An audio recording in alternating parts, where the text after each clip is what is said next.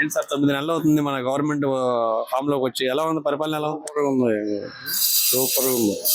సూపర్గా అంటే ఎలా? అన్నిట్లో రాక్షసుడు పోయాడు కదా, రాక్షసుడు పోయాడు. హాయిగా ఉన్నారు జనం. ఏంటి సార్ రాక్షసుడు ఓటర్ కారణాలు ఏంటంటారు? ఒకటా రెండండి. మేము రైతులు, మమ్మల్ని మా పొలం ఆన్లైన్లో పేరు లేదు ఇప్పుడు, దానికోసం తిరుగుతున్నాం. అదే రాక్షసుడు చంద్రబాబు నాయుడుకి రైతులు అంటే పట్టదు, ఆయన రైతుల మీద జాలి ఉండదు అని అంటున్నాడు. ఏం చేయడం, వాడి కోసం ఎవరు నమ్మరు, ఇంకా వాడి గురించి పట్టుకోవటం అనవసరం. వాడి మాటలు ఎవరు నమ్మరు, వాడు ఏదో చెప్తుంటాడు అంతే. నా మాట జనం నమ్ముతారు కానీ అనుకుంటాడు, ఎవరు నమ్మరు. విపక్షవాదం అడుగుతున్నాడు, ఇవ్వచ్చు అంటారా? విపక్షవాదం అడుగుతున్నాడు కదా, ఇవ్వచ్చు అంటే ఏం దానికి ఇచ్చేది? అసలు ఎవరైనా అయిపోతాడు సినిమా. చంద్రబాబు నాయుడు గారు సూపర్ సిక్స్ అని కొన్ని హామీలు ఇచ్చారు కదా, ఇచ్చిన హామీలు అన్ని కూడా నెరవేరుస్తారా? గ్యారంటీ చేస్తాడు, గ్యారంటీ చేస్తాడు. అంత నమ్మకం ఏంటి?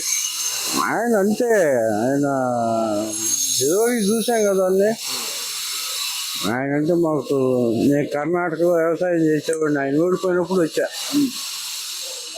ఆయన ఓడిపోయినప్పుడు ఆయన ఒక మాట అన్నాడు, ఏమన్నాడు, నేను ప్రజలకి ఎంత అన్యాయం చేశాను అని నాకు భలే జాలేసి ఆయన వచ్చి చూసి మళ్ళీ వెళ్ళిపోయి మళ్ళీ వచ్చి లాస్ట్ పోయాడా. జగన్ గవర్నమెంట్ నానా ఇబ్బందులు పడ్డాం, మామూలు ఇబ్బందులు పడలేదు. ఇప్పుడు నా పొలం బ్యాంకులో పెట్టుకోవడానికి లేదు, అసలు ఏడుందో కూడా తెలియదు మాకు. ఈసారి గవర్నమెంట్ మీకు న్యాయం చేస్తుందా? గ్యారంటీగా, అనుమానం ఉందండి. మరి రాజధాని కూడా పనులు కూడా మొదలు పెట్టలేదు అని చెప్పి అని అంటున్నారు వాళ్ళు. వాళ్ళ మాటలు అసలు ఎవరు ఏంటండి, మీరు పట్టుకోవటం కానీ అయిపోయింది వాడు సినిమా. ఎవరు పట్టించుకోడు, నమ్మరు. గత ప్రభుత్వం చేసిన పనుల వల్ల ఇప్పటి వరకు మనకి రాష్ట్రంలోకి కొన్ని కంపెనీలు కూడా ఇప్పటి వరకు ఇంకా రాలేదు. అన్నీ వస్తాయి, అందరూ బ్రహ్మాండంగా ఉంటారు. కంపెనీ ఇచ్చే వాళ్ళు కూడా మళ్ళీ జగన్మోహన్ రెడ్డి రాకపోతే మేము పెట్టుబడి పెడతాం రారని నమ్మకం మీకు ఉందని అడుగుతున్నారంట, నిజమేనా? ఏం చేయడు, అసలు వాటి కోసం ఎవరు నమ్మరండి.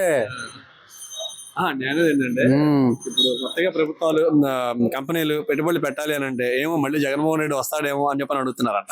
ఎవరు అడగరు, ఎవరు అవన్నీ వచ్చి మాట్లాడాను. చంద్రబాబు గారిని చూస్తేనే వస్తారు. దాని తోడు ఇప్పుడు కృష్ణుడికి అర్జునుడు తోడైనట్టు పవన్ కళ్యాణ్ అక్కడ ఉండే. పవన్ కళ్యాణ్ గారి మీద మీ అభిప్రాయం ఏంటి? ఆయనకేమండి పాపం చాలా మంచిగా, లేకపోతే పాపం ఆయన సంపాదించిన జనానికి ఎందుకు పంచుతాడు చెప్పు, ఎంత మంచితనం ఉండాలి చెప్పండి. ఆయన మంచితనం ఆయన ఈ రోజు ఉప ముఖ్యమంత్రి చేసింది మరి చాలా మంచిదండి పాపం. అంటే ఆయన మొన్న లేటెస్ట్ గా ఆవిర్భావ సభ రోజు చిన్న మాట అన్నాడు, 40 సంవత్సరాలు ఉన్న తెలుగుదేశం పార్టీని నిలబెట్టాను నేను అని చెప్పని అంటున్నాడు, నిజమేనా? ఏదో మాట అంత పవర్ ఉందంటారు ఆయనకి? లేదు, ఒకరికొకరు తోడు అంతే.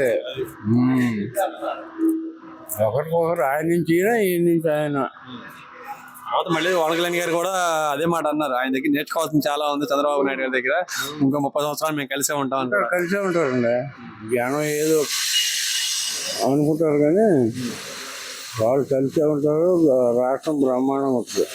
మమ్మల్ని చిన్నగా ఏదైనా మిలిటరీ దగ్గర పంపుడు మా ప్రాబ్లం సాల్వ్ చేసుకుంటాం. ఓకే అండి, చెప్పండి సార్ మీ పేరు, మీరు ఎక్కడ చేశారు? నా పేరు బొడ్డు వినయ్ కుమార్, మేము అమ్మాపురం విలేజ్ విజయవాడ రూరల్ మండలం నుంచి వస్తున్నాము.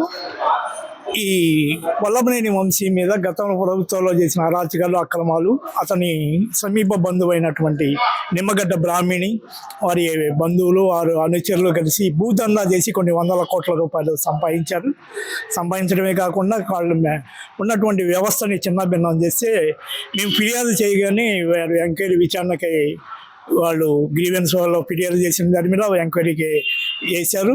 ఎంక్వైరీ చేసి వాళ్ళని కూడా విచారించి తగు కాలంలో ఈ గవర్నమెంట్లో చర్యలు తీసుకున్నందుకు హర్షణీయంగా ఉంది. మేము ఎస్సీ ఎస్టీ ఆర్గనైజేషన్లో పనిచేస్తున్నప్పుడు ఎస్సీ ఎస్టీ లోన్స్ కూడా కార్పొరేషన్స్ లోన్స్ కూడా బినామీ పేర్లతో వీళ్ళు కాజేశారు. కామన్ సైట్లు ఏంటిని, ప్రభుత్వ ల్యాండ్స్ ఏంటిని, ప్రైవేట్ ల్యాండ్స్ ఏంటిని తప్పుడు ధృవపత్రాలు సృష్టించి వల్లభనేని వంశీ, ఆయన సమీప బంధువైన నిమ్మగడ్డ బ్రాహ్మణి, తోడేటి విజయ్ కుమార్, వాడు మా భర్త తోడేటి బెంజమిన్ మరియు పిండేల పుల్లయ్య అనేటువంటి వారు వీళ్ళంతా ఒక మాఫియాగా, భూ మాఫియాగా నడిపి కొన్ని వందల కోట్లు ఆర్జించి అనేక అన్యాయాలు అక్రమాలు చేసి ఈరోజు ఒక ప్రాథమిక పాఠశాల కట్టాలన్నా, ప్రాథమిక ఆరోగ్య కేంద్రం కట్టాలన్నా, లేదా వాటర్ ట్యాంక్ కట్టాలన్నా కానీ గజం స్థలం కూడా ప్రభుత్వం నుంచి లేకుండా చేశారు. దీనిపై విచారణ కోరగా ప్రభుత్వం తగు కాలంలో స్పందించి ఎమ్మటే విచారణకు ఆదేశించింది. ఇది చాలా సంతోషకరమైన విషయం. ఇక వచ్చినటువంటి గవర్నమెంట్ ఇంకా ఇటువంటి ఈ గతంలో జరిగినటువంటి తప్పుని సరిదిద్ది ఇంకొంచెం లోతుగా అన్ని విషయాలు విచారించగలదని ఆశిస్తున్నాను. ఎలా ఉంది సార్? 9 నెలలు అవుతుంది గవర్నమెంట్ వచ్చి, ఇప్పుడు వరకు పరిపాలన ఎలా ఉంది? 9 నెలల కాలంలో వీరి ఉన్నటువంటి గతంలో ఉన్నటువంటి లోటుపాట్లు సర్దిద్దుకొని పయనించడానికి వారి తగిన చర్యలు తీసుకుంటున్నారు. ఈ కాలంలో ఇంకా మరి చాలదు, ఇంకొంచెం మరి ఇంకో 6 నెలలు అయితే మరి గతంలో జరిగినటువంటి వాటిని ఒక డేటా వాళ్ళని ప్రొసీజర్ దగ్గర పెట్టుకొని ఫ్యూచర్ ఇంకా బాగా చేయగలరనేటువంటి ఆశిస్తాం. ఇప్పుడు రాబోయే 5 సంవత్సరాల్లో ఇచ్చిన హామీలన్నీ కూడా నెరవేర్చే పరిస్థితి ఉందంటారా? దానికి సంబంధించినటువంటి వాళ్ళు ప్రయత్నాలు అన్ని రంగాల్లో ప్రారంభించారు. తగిన సమయం చూసుకొని అన్ని పథకాలు కూడా అమలు చేసే ఇది కనబడుతుంది. రాబోయే రోజుల్లో మనకి రాష్ట్రంలోకి కంపెనీలు పెట్టుబడులు పెట్టడానికి రావడానికి కానీ ఇంట్రెస్ట్ చూపిస్తాయి అంటారా? తప్పనిసరిగా మనిషి ఒక ఆశాజీవి. ఆ ఆశని మనం సఫలం చేయాలి అంటే మనం ఆశించినటువంటి ఒక ప్రభుత్వం, మనం కోరుకున్నటువంటి ప్రభుత్వాన్ని ఎమ్మటే మన ఫలాలను కోసుకోవటమే కాదు, దాన్ని దీర్ఘకాలికంగా ఫలాలు అందే విధంగా మనం వాళ్ళు ప్రాజెక్ట్ వర్క్ చేస్తున్నారు. ఆ ప్రాజెక్ట్ వర్క్ సఫలం అవటానికి మరి కొంత సమయం పట్టిద్దని నేను అనుకుంటున్నాను. రానున్న కాలంలో ప్రజలకి అన్ని సంక్షేమ కార్యక్రమాలు వాళ్ళు ఇచ్చిన వాగ్దానాలు నెరవేరుతాయని ఆశిస్తారు. ఏంటి సార్ ఇప్పుడు జగన్మోహన్ రెడ్డి గారు లాస్ట్ టైం ఫెయిల్ అవడం గల కారణాలు ఏమేంటి అంటారు? ఫెయిల్ అవడానికి గల కారణాలు వ్యక్తులతో చేసినటువంటి ఇది కారణంగా తన చుట్టూ ఉన్నటువంటి అతనికి ఇచ్చినటువంటి సమాచారం లోపంతోనూ, లేదా డైరెక్ట్గా ఓటర్లతో సంబంధం కోల్పోవటం వల్లతోనూ, వారు ఎన్నుకున్నటువంటి నాయకులు చేసినటువంటి కొన్ని అరాజకాలు, అక్రమాలు, అదే వల్లభనేని వంశీ భూదందాలు, ఇలాంటి కారణాల చేత అతను భారీ ఎత్తున నష్టపోవడం జరిగింది. ఇక నుంచి అయినా అటువంటి వ్యక్తులతో పైన కొనసాగించకుండా ఉంటే మంచిదని నా సూచన. ఒకసారి లేటెస్ట్ జైలు నుంచి రిలీజ్ అయ్యారు సార్. ఇక నుంచి ఆయన ప్రవర్తన మార్చుకుని బుద్ధిగా ఉంటారంటారా? ముందుగానే ఆయన అనుకున్న విధంగానే ముందు పాలిటిక్స్ విరమించుకొని వెళ్ళిపోయాను అన్నారు. మరి అదే స్టాండ్ తీసుకుంటారని కూడా మేము కూడా ఆశిస్తున్నాను. ముందు కూడా ఇక తగు జాగ్రత్తలో తను ఆరోగ్యం కూడా క్షీణించిందని చెప్పి ఉన్నా. నేను పాలిటిక్స్కి దూరంగా ఉంటాను, నేను ఎవరితో వివాదాలకు వెళ్ళను అంటున్నాడు. ఆ స్టాండ్ మీద నిలబడితే బాగుంటుందని మేము ఆలోచన. వల్లభనేని వంశీ గారికి కూడా త్వరలో బెయిల్ వచ్చే అవకాశం ఉందంటారా? రిలీజ్ అవుతారంటారా? వల్లభనేని వంశీకి బెయిల్ రావడం అనేటువంటి రోజు మనం ఒక కేసు పెడితే కొన్ని రోజుల కన్నా బెయిల్ వస్తుంది. కానీ బెయిల్ రావడం కన్నా ముందు ముఖ్యం ఆ ప్రాంత ప్రజల్లో జరిగినటువంటి వందలాది కోట్ల రూపాయల భూదందాలు అయ్యి పూర్తి విచారణ జరిపించి కోల్పోయినటువంటి ప్రభుత్వ భూములు, ఎస్సీ ఎస్టీ కార్పొరేషన్ ద్వారా ఎస్సీలకి నిరుద్యోగులకు చెందాల్సిన కార్పొరేషన్ లోన్స్ అవి వాళ్ళు బినామీ పేర్లతో కాజేశారు. జగనన్న ఫ్లాట్లో బినామీ పేర్లతో కాజేశారు. ఇలాంటి అనేకమైన దందాల మీద పూర్తి విచారణ చేసి ప్రజలకి ఎంతో బాగుంటుంది, వాళ్ళకి ఎంతో ఉపయోగకరంగా ఉంటుంది, బాధితులు కూడా ఎంతో సంతోషిస్తారని చెప్పేసి ఈ సభాముఖంగా మీకు కోరుకుంటున్నాను. సార్ ఇప్పుడు మరి లాస్ట్ గవర్నమెంట్ లో రాజధాని తోటి 3 ముక్కలు ఆట ఆడారు. మరి ఈసారి ఈ గవర్నమెంట్ లో ఈ రాజధాని కంప్లీట్ అయిపోద్ది అంటారా? ఈసారి శాశ్వత రాజధాని అమరావతిగా ఏర్పరచడానికి చంద్రబాబు నాయుడు గారు పునాదులు వేయటమే కాకుండా దానికి సంబంధించిన ప్రణాళిక సిద్ధం చేస్తున్నారు. అంతేకాకుండా తరగతిగతిన 3 సంవత్సరాల్లో ఈ రాజధానిని కూడా పూర్తి చేయడానికి కావలసినటువంటి వనరులు కూడా సమకూర్చుకోవడానికి కేంద్ర ప్రభుత్వంతో సహకారంతో ముందుకెళ్తున్నారు. ఇది సఫలీకృతం అతి తొందరలోనే అవుతుందని నేను. మా భూములు సార్ మా 100-120 ఏళ్ళ నుంచి ఉండే భూములు సార్ మావి. కానీ ఇప్పుడు 30-35 ఏళ్ళ నాడు మేము పన్ను కట్టి కొన్ని భూములు మాకు డబ్బు ఇచ్చిండు మునగ ప్రాంతంలో. ఇంకా కొన్ని భూములు అబోవులో ఉన్నాయి, అప్పుడు ఎత్తులో ఉన్నాయి. అప్పుడు రాజశేఖర్ సీఎం అయినప్పుడు రాజశేఖర్ సీఎం అయినప్పుడు ఆ భూములకు డబ్బులు ఇవ్వాల, ఆ ఎత్తులో ఉన్నాయి. మళ్ళీ ఈ భూమి కూడా డబ్బు ఇవ్వమని చెప్పి అన్నాడు రాసేది భూములు తీసుకోమని అని చెప్పిండు. మాకు తెలియకుండా ఈ భూములన్నీ 145 ఎకరాలు 50 ఎకరాలు ఇది మొత్తం మాకు తెలియకుండా ఇప్పుడు అనామకులు పేరుతో పెట్టించి ఇప్పుడు వాటికి ఉన్న ఇష్యూ చేసిన డబ్బులు తీసుకోవాలని గవర్నమెంట్ కంటే మాది అట్టూరు మనం అవి డ్యామ్లో కొని డ్యామ్లోకి తీసుకున్నట మాకు తెలియకుండా ఎట్లా తీసుకుని డ్యామ్లోకి అయినా మా ఏమి మాకు ఇన్ని భూములు ఎట్లా తీసుకున్నాడు ఏ ప్రభుత్వంలో తీసుకున్నాడు ఇప్పుడు మా ప్రభుత్వంలో ఒరిజినల్గా మాయాయి మా భూములు నష్టపరిహారం మాకు ఇవ్వాలి మాకు ఈ సమస్య మీకు ఎప్పటి నుంచి ఉంది? మాకు ఇప్పుడు సుమారుగా 5 ఏళ్ళ నుంచి ఉందంట మాకు ఇప్పుడు 4 ఏళ్ళ నుంచి నాకు బయటపడింది అప్పటి నుంచి నేను తిరుగుతా అంటే వాళ్ళు నాకేం న్యాయం చేయడం లే ఇప్పుడు ఈ ప్రభుత్వం వచ్చానికి ఏదో నేను ఇక్కడ వచ్చి నేను కింద మీద పడతానా గత ప్రభుత్వంలో నువ్వు ఉన్నప్పుడు ఈ సమస్యను తీసుకుని వాళ్ళ ముందు పెట్టావా? పెట్టే సార్ పెట్టే వాళ్ళు ఏమి దాన్ని కూడా తీసుకోవాలి చర్య తీసుకునేదే